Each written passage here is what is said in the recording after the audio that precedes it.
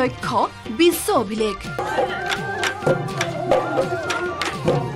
500 নাচনী 100 ঢুলীয়াৰে বিশাল আয়োজন বাপতি খাহুন বিহুক দিব বিশ্ব দৰবাৰলৈ বিহুলৈ আৰু কিছুদিন আছে আৰু কিছুদিনৰ পিছতে চতৰ বিহুৱে মতলীয়া কৰিব অসমীয়াক গছৰ ডালত বিনাব কুলি কেতেকীয়েও আৰু তেনে সময়তে অসমীয়াৰ প্ৰাণৰো আপোন বিহুক বিশ্বৰ দৰবাৰত জিলিকাই তোলাৰ প্ৰচেষ্টা হাতখৰিৰ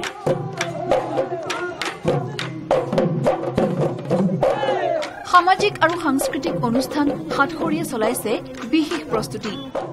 ঢোলবাদন আৰু বিহু নাচৰ জৰিয়তে বিশ্ব অভিলেখ সৃষ্টিৰ বাবে প্ৰস্তুতি আৰম্ভ কৰিছে হাতখৰিয়ে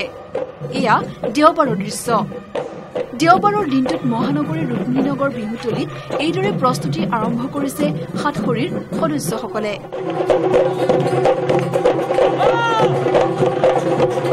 31 মাৰ্চত বিশ্ব অভিলেখ গঢ়াৰ উদ্দেশ্যৰে গীতানগৰ খেলপথাৰত অনুষ্ঠান পৰিৱেশন কৰিব হাতখৰিয়ে য'ত অংশ ল'ব 500 নাচনী আৰু 100 জন ঢুলীয়াই তাৰ বাবে এতিয়া এইদৰে প্ৰস্তুতি এইসকল শিল্পীৰ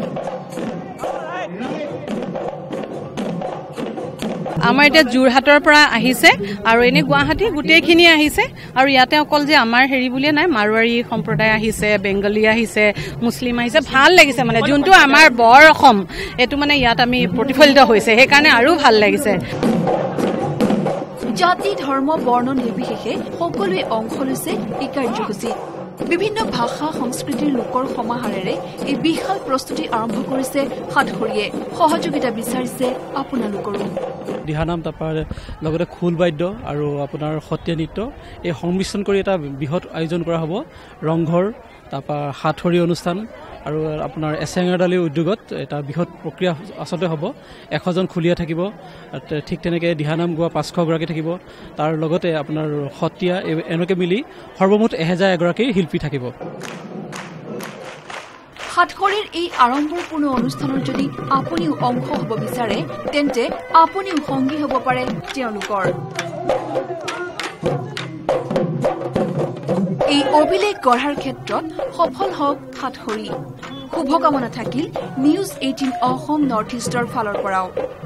কেমেৰাত মনোজ দুৱাৰাৰ সহযোগত Dikshita Bora news 18 Assam north east